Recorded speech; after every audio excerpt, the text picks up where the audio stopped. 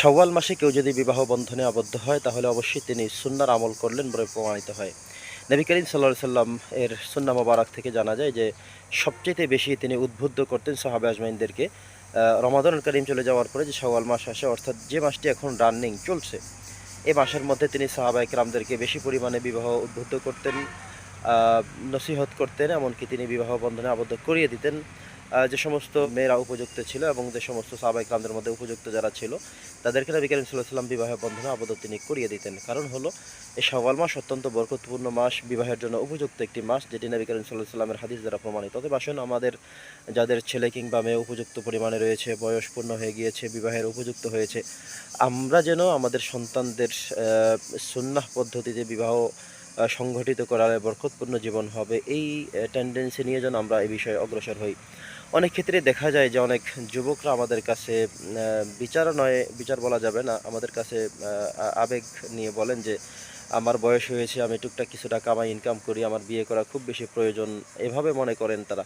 কিন্তু অভিভাবকদের কথা হলো না, এত তাড়াতাড়ি বিয়ে করা যাবে না, এখনও তোমার বয়স হয়নি, এখনও তোমার চাকরি বাকরি হয়নি, এখনও তোমার আরও কিছু বাকি আছে। তো আসলে ওই সমস্ত অভিভাবকদের উদ্দেশ্যে কথা হলো যে আপনারা আপনাদের সন্তানদের টেন্ডেন্সির বিষয়গুলো খুব বেশি লক্ষ্য রাখা আসলে জরুরি। আপনার সন্তানের বয়স 22 বছর ছাড়িয়ে গিয়েছে, 25 বছর ওভার করেছে, প্রায় 30 বছরের কাছাকাছি চলে গিয়েছে। আপনি এখনও মনে করতেছেন সে ছোট, কিংবা এখনও বড় ধরনের কোনো সরকারি চাকরিজীবী হতে পারেনি, বিধায় আপনি বিয়ে করালেন না। তো এই যে তার যতগুলো সময় তার থেকে চলে যাচ্ছে, এই সময়গুলো তিনি যদি কোনো অন্যায় করে থাকেন, অনৈতিক কাজ করে থাকেন, অশ্লীলতা করে থাকেন, কোনো জেনা ব্যভিচারের দিকে লিপ্ত হয়েই যান, তাহলে এটাও আপনাকে মনে রাখতে হবে যে আপনিও কিন্তু সেই গুনাহের ভাগীদার হয়ে যাবেন, আপনাকে কিন্তু আসামির কাঠগড়ায় দাঁড়াতে হবে। অতএব যাদের উপযুক্ত ছেলে কিংবা মেয়ে রয়েছে, আপনারা এই বিবাহ সংক্রান্ত বিষয়গুলোর দিকে খুব গভীরভাবে নজর দেবেন, এই আশাবাদ আমরা ব্যক্ত করছি। আমরা দেখি আসলে আমাদের যুবক সম্প্রদায় এবং যুবতী সম্প্রদায় তাদেরকে লেখাপড়ার নামে, তাদেরকে চাকরির নামে যেই সময়টি আমরা ব্যয় করে থাকি, যেই সময়টুকু তাদেরকে অপেক্ষা করতে বলি, এই সময়ে তাদের যেই বয়স, তাদের যেই সময়টা অতিবাহিত করতে, অতিক্রম করতে তাদের অনেক বেশি কষ্ট হয়ে যায়, ফলে তারা অনেক গুনাহের দিকে, অন্যায়ের দিকে ধাবিত হয়ে যায়। আর এই গুনাহ এবং অন্যায় কখনোই বাবা মার জবাবদিহিতার বাহিরে থাকবে না, এটাই নিশ্চিত আপনি জেনে রাখতে পারেন। আল্লাহ তাআলা আমাদের সকলকে কথাগুলোর প্রতি আমল করার তৌফিক দান করুন।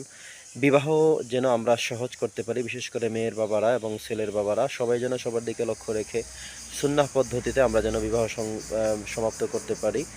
আমাদের সমাজ ব্যবস্থাপনাটা যেন এমনই হয় যেভাবে ছিল নবী করিম সাল্লাল্লাহু আলাইহি ওয়াসাল্লামের সময়ের বিবাহ সংক্রান্ত ব্যবস্থাপনা। আল্লাহ তাআলা আমাদের সহি বুঝ দান করুন। ওয়া আলাইনা ইল্লাল বালাগ।